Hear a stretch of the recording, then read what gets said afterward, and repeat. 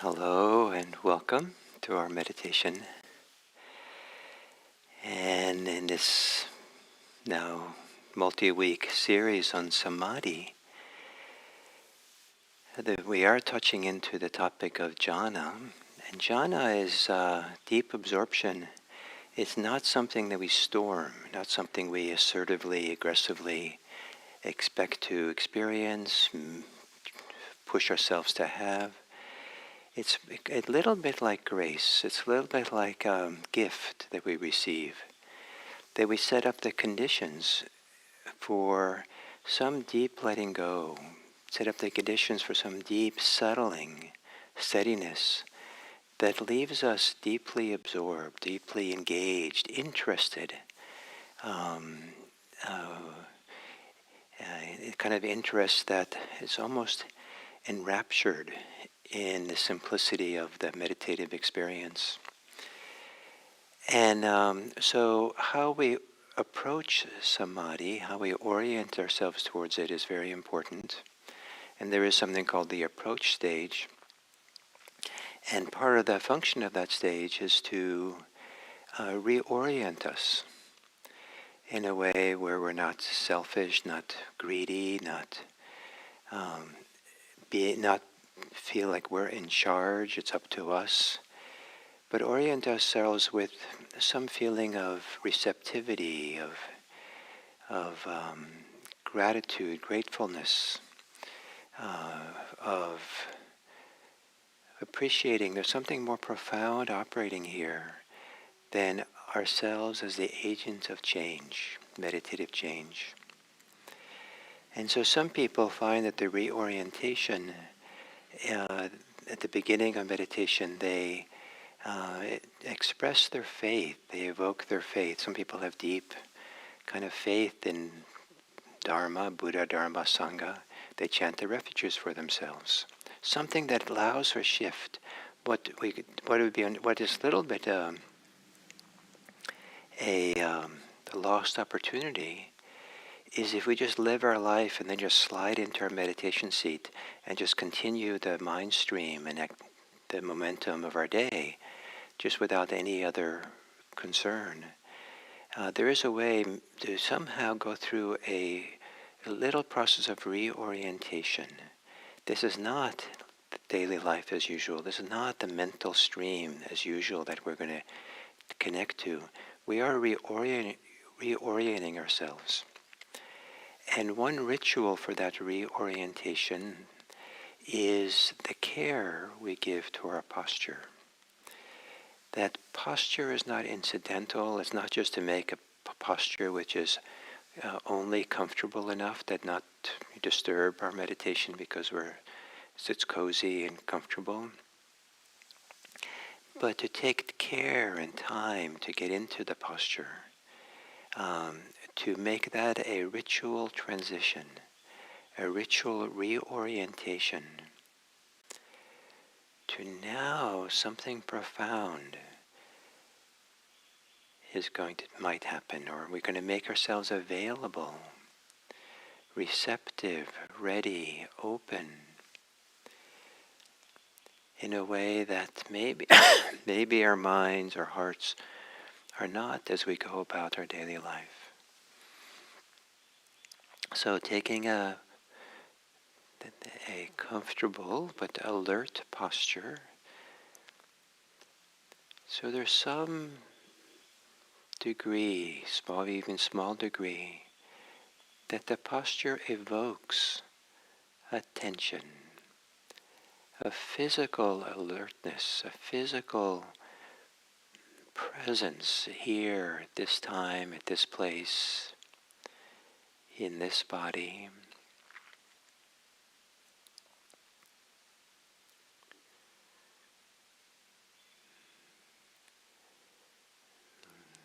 Lining up the vertebrae of the spine.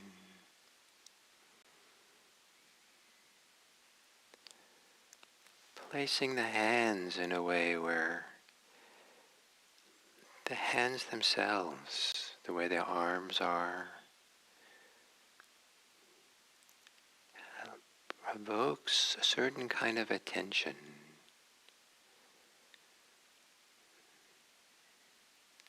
attentiveness.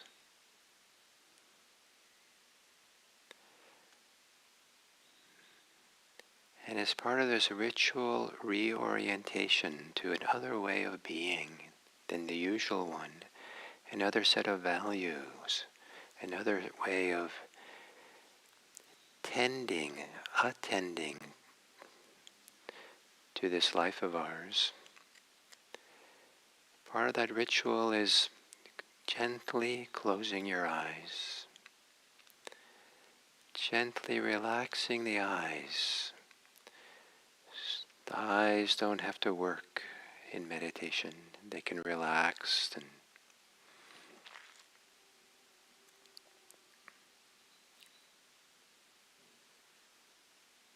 then take a few moments as, again, part of this ritual transition, reorientation, to feel your body in some broad global way.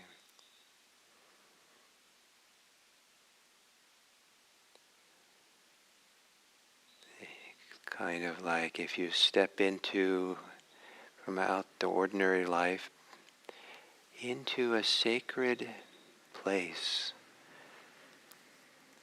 that we enter maybe through a door, through an opening, a gate, not casually,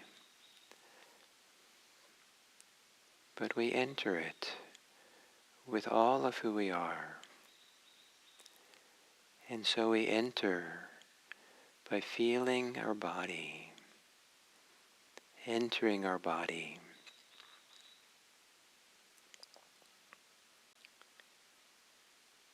And if it seems nice, you can readjust your posture a little bit more.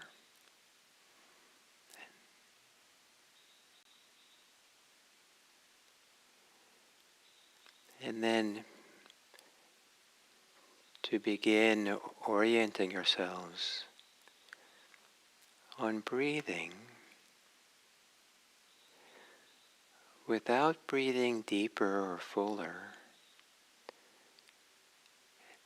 slow the inhale, so it just takes longer to inhale. Slow the exhale, but do so just short of being uncomfortable. So maybe just a moment or two slower to do the ordinary amount of breathing in.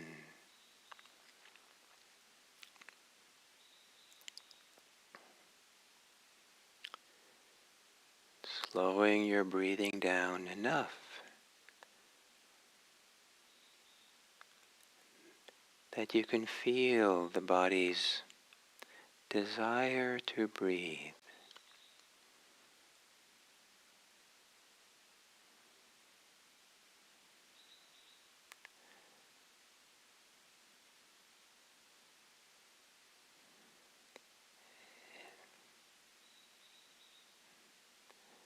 And trusting how the body is breathing at this moment, not making anything a problem.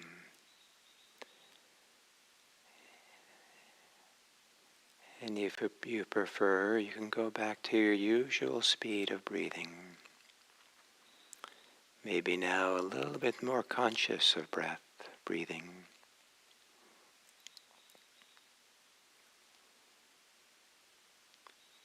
And as you exhale, to soften your body.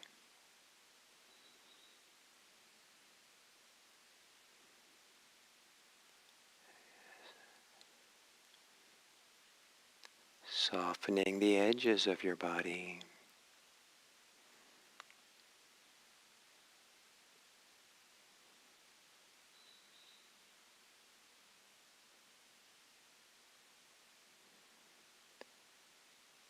Softening the thinking mind.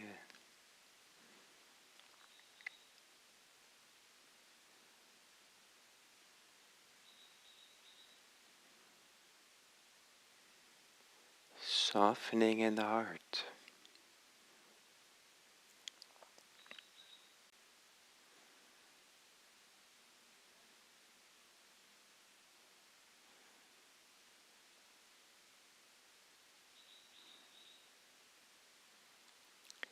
And maybe as an act of love or faith or tenderness, let there be a small pause at the end of the exhale.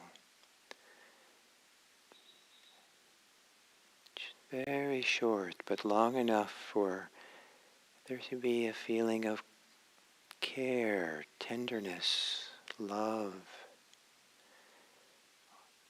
or faith in this process of meditation.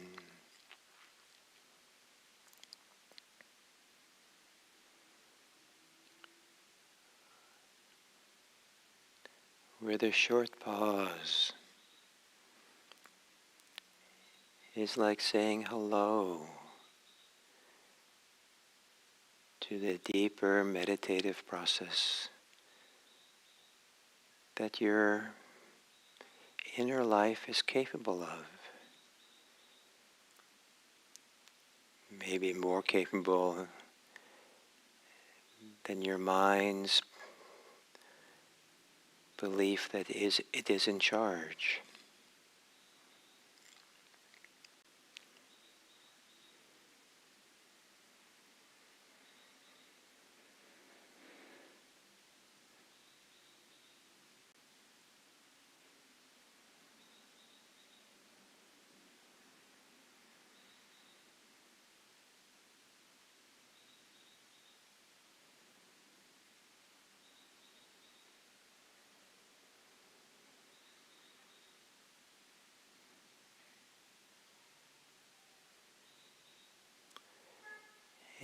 In whatever way there's some pleasure, gladness, well-being, or joy, however small it might be, in whatever way you feel it in your body, orient yourself with that by orienting, connecting your breathing to the well-being.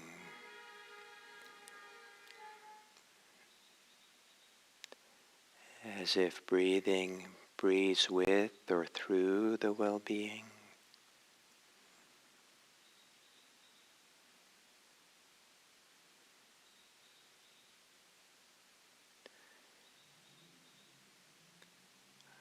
Or as if the well-being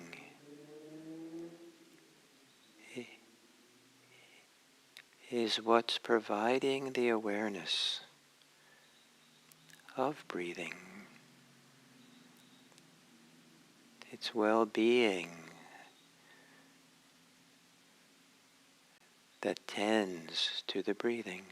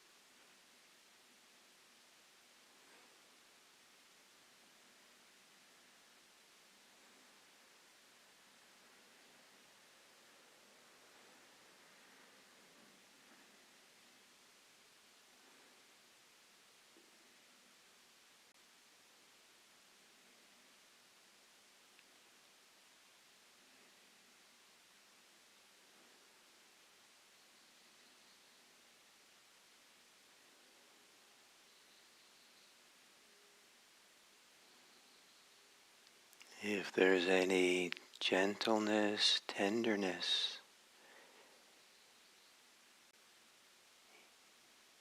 in a very simple happiness, contentment, deep in your body,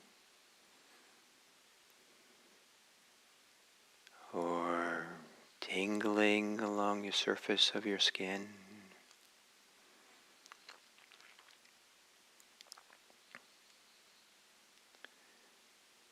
A happiness that feels calm and peaceful. Allow that to mingle with the body breathing.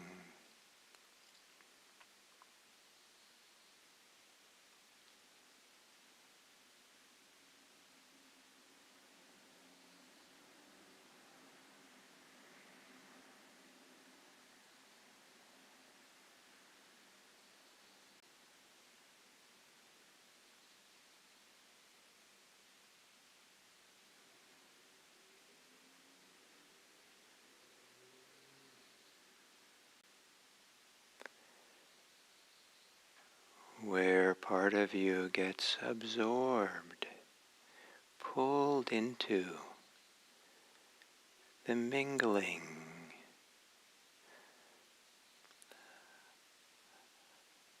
of well-being and breathing.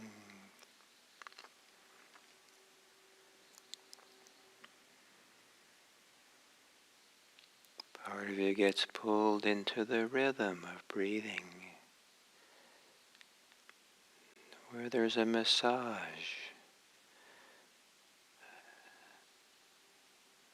where there is a gentle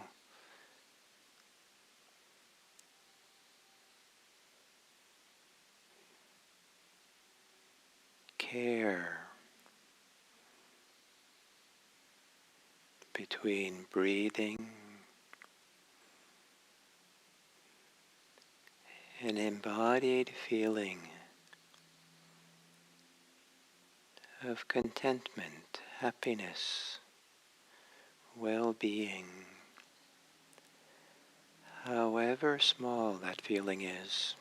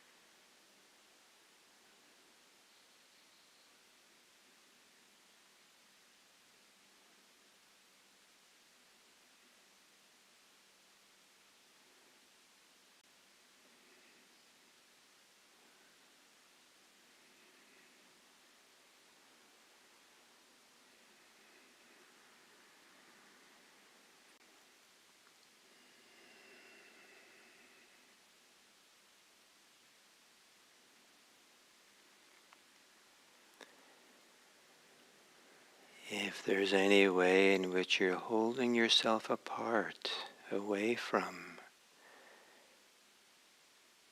where breathing and well-being meet, mingle,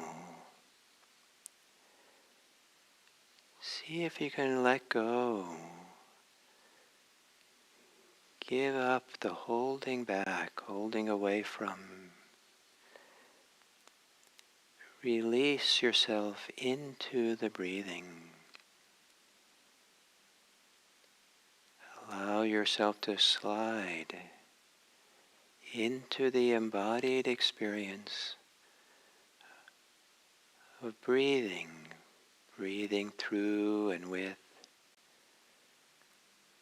happiness, contentment.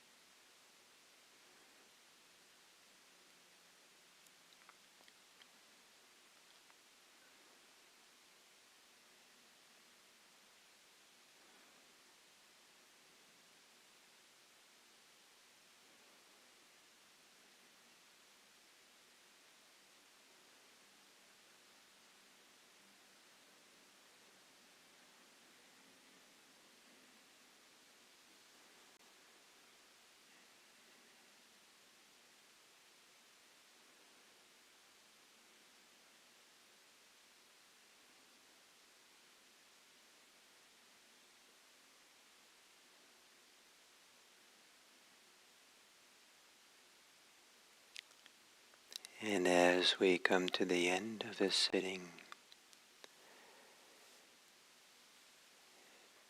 take a few moments to feel whatever degree of well-being you feel in your body. Any warmth, glow, tingling.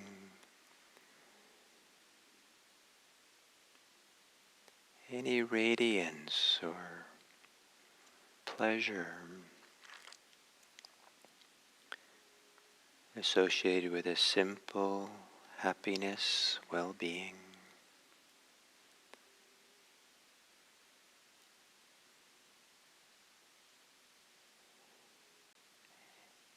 And as if that well-being is being held in check, held within a certain limitation in your body, certain area,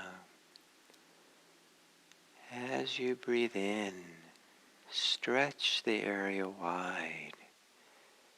As you breathe out, let that well-being be unbounded. Let it release, almost as a balloon, where a person releases the string. The balloon can fly out across the world. Let your well-being free.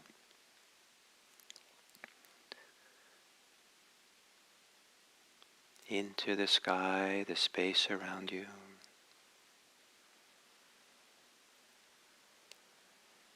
Imagining that your happiness and well-being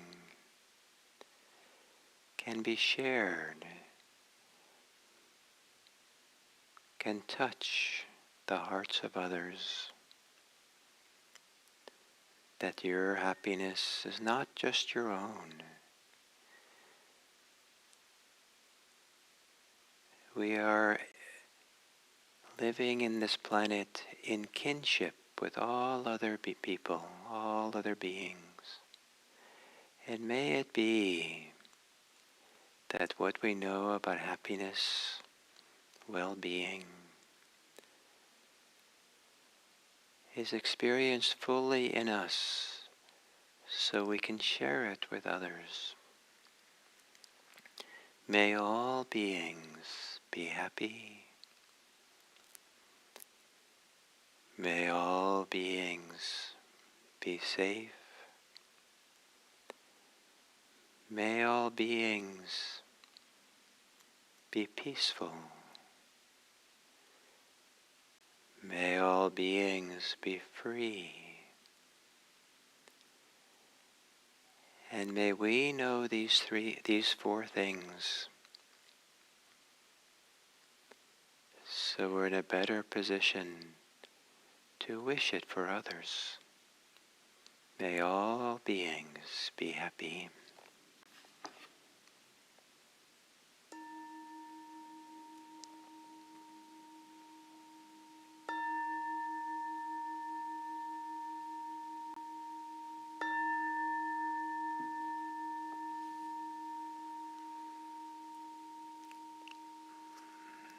Thank you.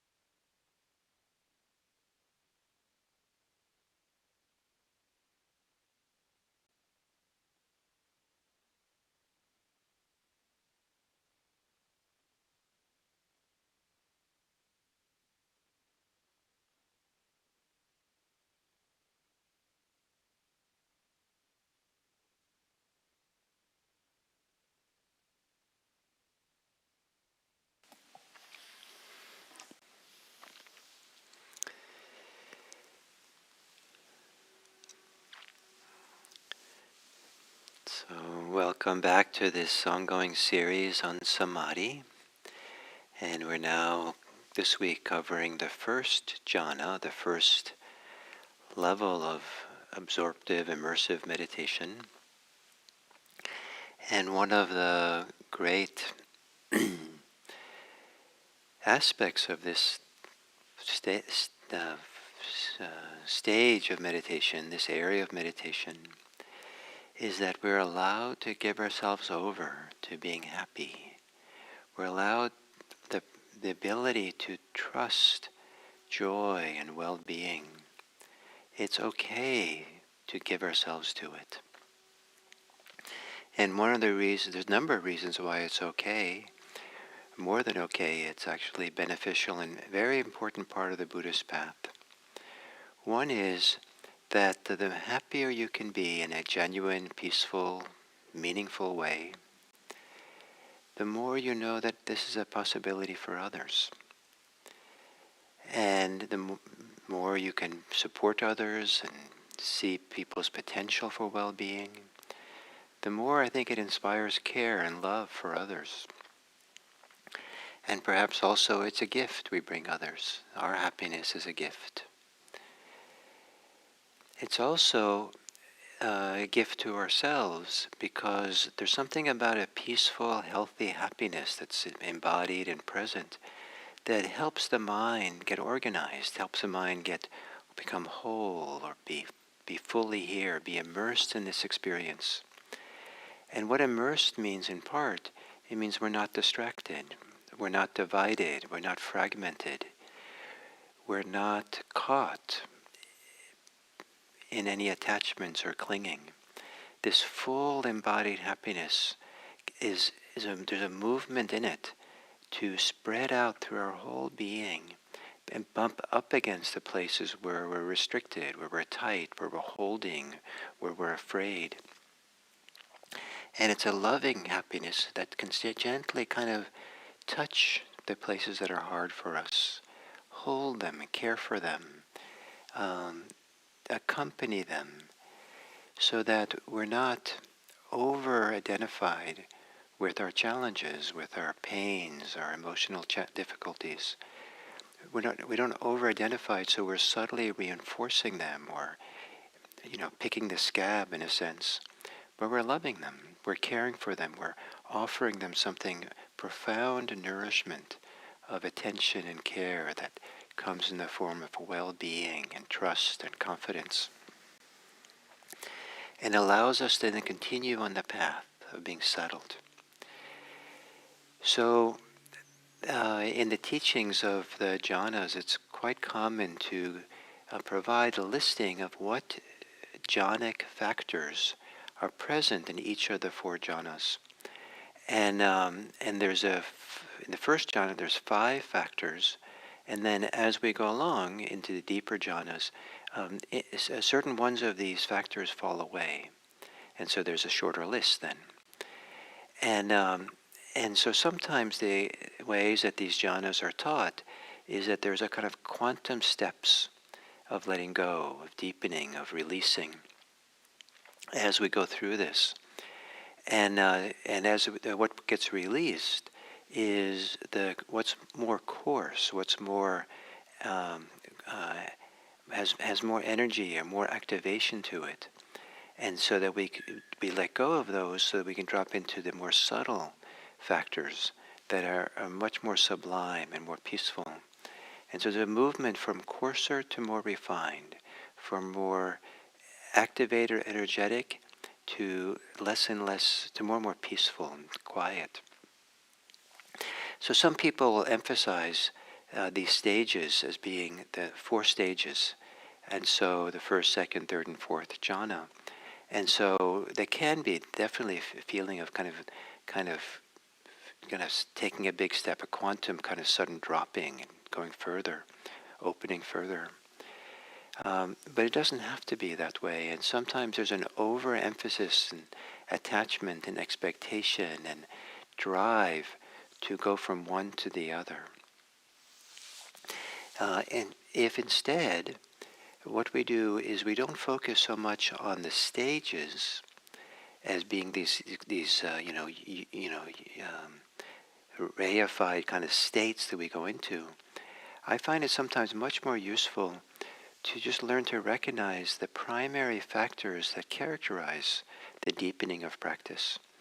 And so these 5 first jhanic factors are useful to recognize. So I'll go through them. There is the initial application of attention. There's a sustained attention. It means placing our attention someplace and keeping there for a while, then doing it again, like a massage or kneading dough. And then there's joy. And I'll talk a little bit more about joy tomorrow because it's such an important part of the beginning stage here. But there's joy and rapture. And then the fourth factor is happiness, sukha. Some people will call it bliss. Some people will call it, because it's kind of deeply embodied, some people call it even pleasure.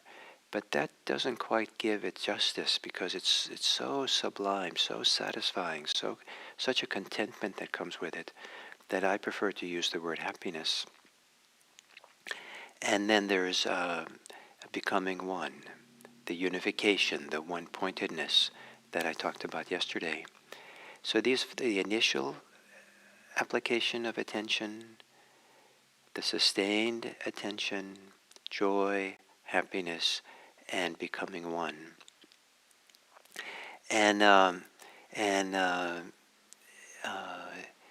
So these are the 5 that are at play, and it's nice to recognize them.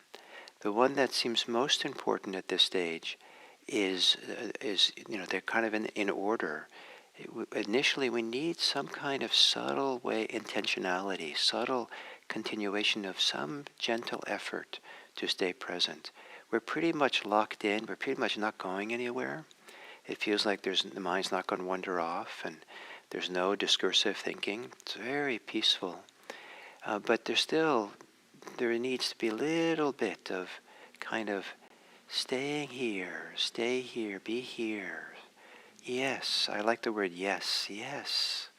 In this kneading of our attention into this present moment.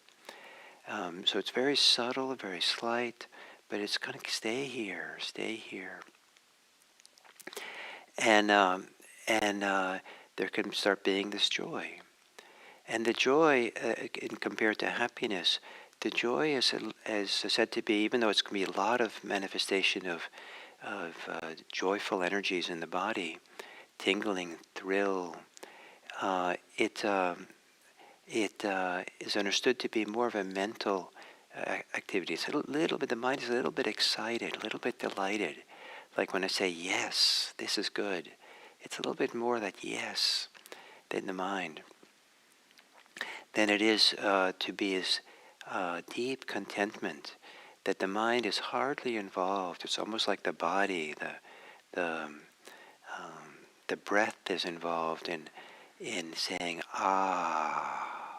this exhale The happiness is deep, that deep place of So the joy is a little bit like a yes, and but whatever this is, both of them are present. And so it's not that important at the moment to distinguish them initially. But the instruction the Buddha gives when this joy and happiness arises from really being in the moment, in the flow of the present moment, is to relax with it, open with it, let it pervade, suffuse, and spread. The Buddha uses a series of words like this, spread through the body. And so there's a tendency in the body to be, through body and mind, to hold things in check, to hold things in place. There's tension in our body, there's tension in our mind, there's attachment to what's happening. There's many ways in which we bound things up, keep it limited. And the opportunity here is to soften the body, soften the attention, open to a receptivity in the body and mind. And as we do this blowing on the fire, as we do this kneading of the dough, as we do this yes, it's almost like, sometimes I've thought of it as is ironing out the wrinkles on a sheet of paper, just kind of spreading it out until the sheet is completely flat with no wrinkles at all. Sometimes it's just more like a gentle heater that's heating up from inside and spreading out in all directions. Some people like the image of light. There's a light that's spreading, golden light that's spreading through the body and beyond. And some people are much more physically oriented. It's actually the physical sensations of that joy, the physical warmth, glow, tingling, vibration of it, that pleasure of it, that begins to flow outwards. And the pleasure is actually quite useful as an object at this point. We're letting that pleasure spread and spread and spread. So it's not kept bounded. It's almost like a letting go around it or with it. So there's nothing holding it, from spreading out beyond us, beyond our edges of our body. And I prefer. Some people will just focus on the pleasure itself, like become one with that pleasure. I prefer to have that pleasure and the breath be coterminous. The pleasure, the well-being, the joy, to be intimately associated with the breathing, almost like the pleasure, the joy, and the breathing are holding hands, or they have become one. And so this wonderful, the rhythm of breathing is what supports the spreading, the letting go, the opening of that well-being through everywhere. So this can't, of course, be done too easily, or just sit down, plop down, and do this. This becomes the instruction when we finally arrive in the present moment. We feel like, oh, now I'm really here. This is good. I'm not, and that, as I've said a number of times now, don't expect that often. And what you'd expect often is that you're always a beginner. And that is incredibly profound, to always be a beginner and be content to practice with how you are at any given time. But if you do practice regularly, every day, that slowly the tendency to go into deeper meditation will become easier and easier. There'll still be ups and downs through the days and weeks depending what's happening in your life, but you're predisposing yourself to be able to go further and further over time. And for this Samadhi series, as I've said, this is a time in the series where I want to encourage you again to consider meditating more. Maybe twice a day.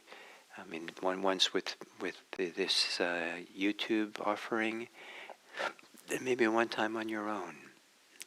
And or if you really need support, would like to support, you can listen to the guided meditation again a second time. But it'll really kind of make this more part of your life. And so as you go through your daily life today, look for the pleasure. Look for the times of well-being. For most people, there's a lot more pleasure, a lot more things that are joyful, that are available to us than we avail ourselves of, that we take time to experience. The weather, it's springtime here in the northern hemisphere. Maybe there's delightful colors of green or flowers or new life being born, or maybe there's a delightful animal running around that brings you a lot of pleasure, or you see someone smiling.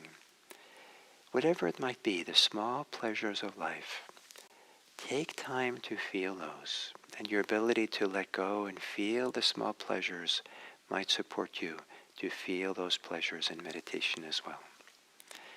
May you be happy. Thank you.